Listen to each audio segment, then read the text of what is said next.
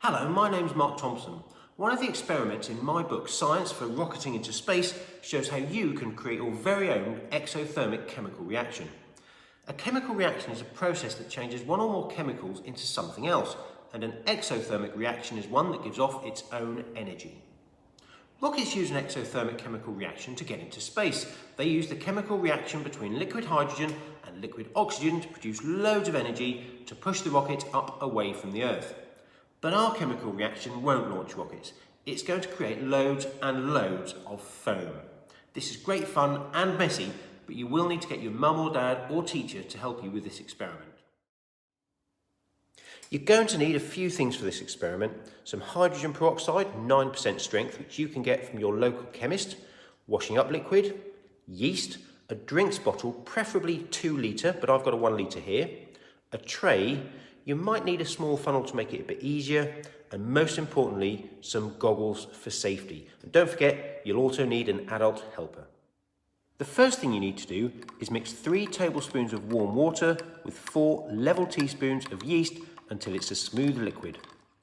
Now it starts to get a bit exciting. Hydrogen peroxide is a chemical that's often used on cuts and grazes and for taking colour out of hair, but we're not going to use it for that. Hydrogen peroxide is made from hydrogen and oxygen.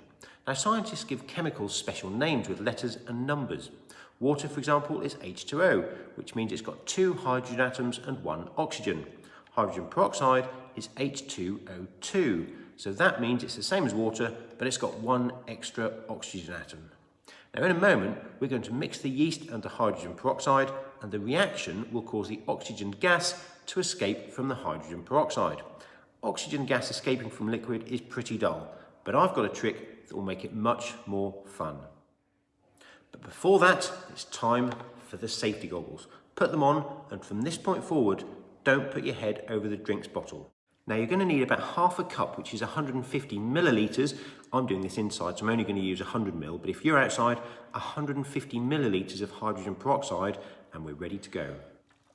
Pour in the hydrogen peroxide and add a good squirt of washing up liquid into the bottle, and if you really want to spice things up, add some food colouring to colour your foam.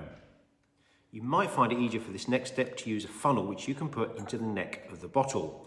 But what we now need to do, at arm's length, is pour the yeast mixture into the bottle and stand back.